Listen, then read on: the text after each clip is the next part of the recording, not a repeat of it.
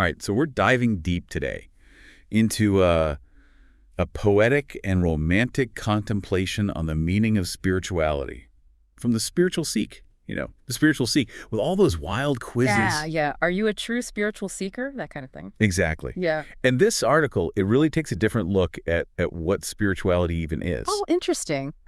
The title itself is kind of interesting, right? Poetic and romantic.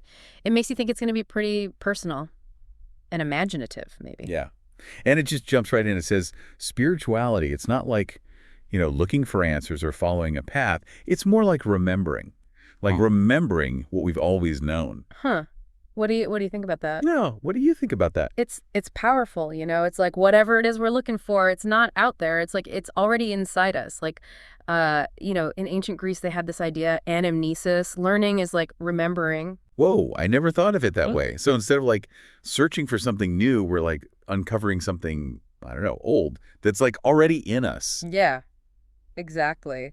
And the article, it has this image, this infinite mirror reflecting our essence. Like there's this huge depth to us, like we're waiting to be explored. What does that make you think of? Well, I guess it makes me think like, wow, there's so much inside each of us, Yeah. but also that we have to actually, go in there and do the work to find out who we really are. Yeah, I like that. And it leads right into what the article says next. It's this illusion of separation. Like we're taught to think we're separate people, right? Separate from the world, but it says that's just an illusion. Oh yeah, there's that line. We are not separate from the universe. We are the universe experiencing itself.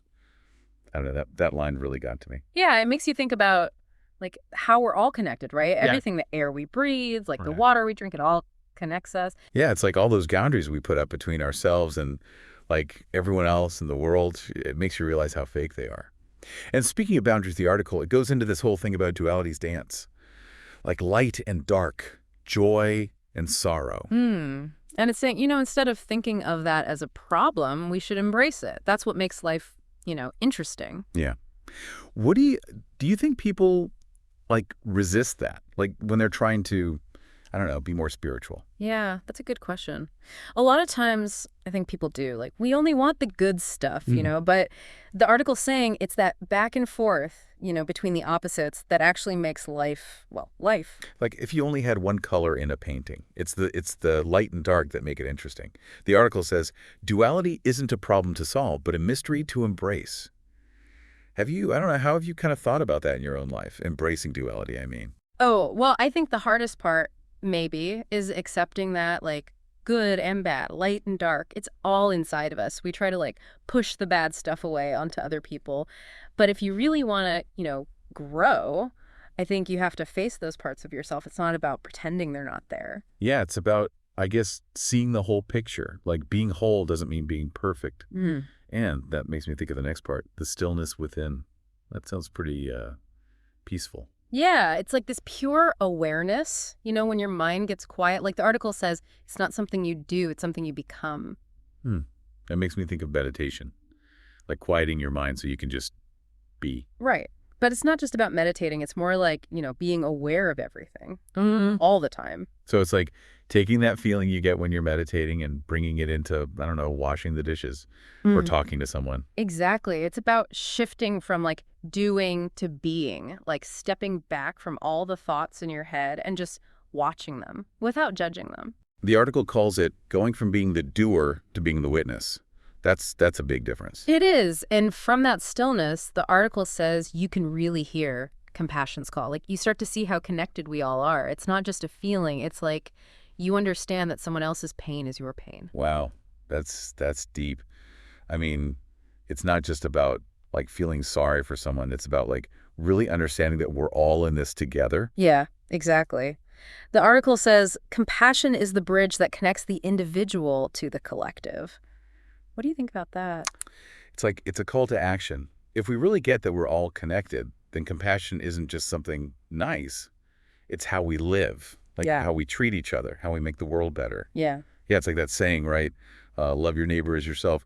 It means something totally different now, like after reading this. But I don't know, how do we actually get to that compassion? Like, can you just decide to be compassionate or does it like happen to you? Well, a lot of spiritual traditions, they ask that same question. Some people say, yeah, compassion is just like part of us, and you can like train it Hmm. with meditation or what's it called, loving kindness, stuff like that. But other people say it only comes when you wake up, spiritually speaking. Like then it just flows out of you. You can't help it. So it's like you got to stop seeing it as me and them and start seeing it as like we're all in this together, which it makes me think of the next thing in the article, the eternal now. It's saying that time, like how we usually think about it, is also an illusion. Hmm. So like past, present, future, it's all happening at once. Yeah, I know, right? It's kind of hard to wrap your head around. But when you think about how we're not really separate from the universe, then time just kind of stops making sense the way we normally think about it. The past is just a memory. The future is what? A guess. And really, the only thing that's real is right now, this moment. That's the eternal now. So we should be like focusing on now, like not worrying about the past or, stressing about the future. Yeah, that's the idea. But it doesn't mean like forgetting your responsibilities or anything. It just means like really being here now without like judging it or getting distracted. This moment right now, that's all we really have, right? I could see how that would be amazing, but also really hard. I mean, my mind is always like jumping around. Got any tips for, how to actually be in the present moment? Well, mindfulness, like meditating, even just like focusing on your breath, that can help a lot. When you notice your mind is off somewhere else, just bring it back gently. Like training a puppy. Exactly. You got to keep bringing it back again and again. And just like with a puppy, the more you do it, the easier it gets. So the article calls this eternal now thing the gateway to the infinite. What do you think they mean by that? I think it's about, what happens when you let go of time. Like when you're really in the moment, you connect to something bigger than yourself and anything feels possible. That's amazing. And it makes me think back to the compassion thing because the article it keeps saying how important that is to this whole journey. And again, it's not just a feeling, it's like an expression of how connected we all are. Right. It says compassion is the bridge that connects the individual to the collective. So someone else's pain is your pain and their joy is yours too. It's like really getting that we're all the same deep down. Yeah, it's like there, but for the grace of God go I. When you can see yourself in someone else, that's when you really start to care. And from that place, from that caring, that's how we can start to heal. Like all the things that divide us, we can build a better world, more fair, more loving. But it starts with realizing that we're all connected. We're all one family. Yeah. Humanity, right? And it's not just some like theory. It's about how we actually live, Yeah. how we treat each other, what we put out into the world. Totally. And it all comes back to, remembering who we really are. Like we have so much potential and we're connected to everything. It's a pretty amazing message. Yeah. It's like the article is giving us permission to just be ourselves, like our full selves, Yeah. and be connected and live with more, purpose. Speaking of remembering, the article mentions that quiz, the Are You a True Spiritual Seeker quiz from the Spiritual Seek. Oh, yeah. I forgot about that. It's at the end, right? They give you all these statements and you have to pick the ones that, speak to you. Right. It's like a fun way to think about the article and how it relates to you personally. I mean, Yeah. Because it's not just about the words, it's about how they make you feel and what you're going to do about it. it's about taking all these ideas and like making them real. Putting them into practice in your own life, on your own path. It's like a little reminder to actually like do something with this stuff, not just think about it. Yeah. So what really stood out to you, like the biggest thing you'll take away from this whole article? I think for me, it's that idea that this is a journey. Like, it never really ends. It's not about, getting to some finish line or like becoming enlightened. It's about always growing, understanding yourself better and the universe, always changing. Yeah, it's like that image they use, the river of life. Ah. We're all on it, right? And there's going to be rough parts and smooth parts, happy times, sad times.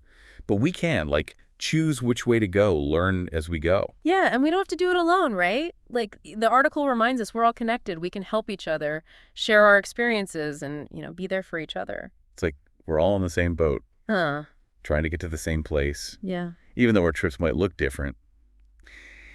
I don't know, this whole deep dive has really changed how I think about spirituality.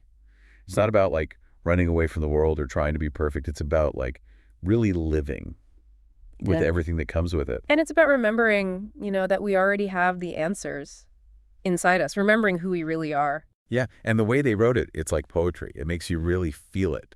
It's not just like information. It's like they planted some seeds, Right. and now it's up to us to, like, see what grows. And I think that's a great place to end our deep dive into a poetic and romantic contemplation on the meaning of spirituality. It's been really, I don't know, it's been great. Yeah, me too. Thanks for listening, everybody, and keep exploring. Yeah.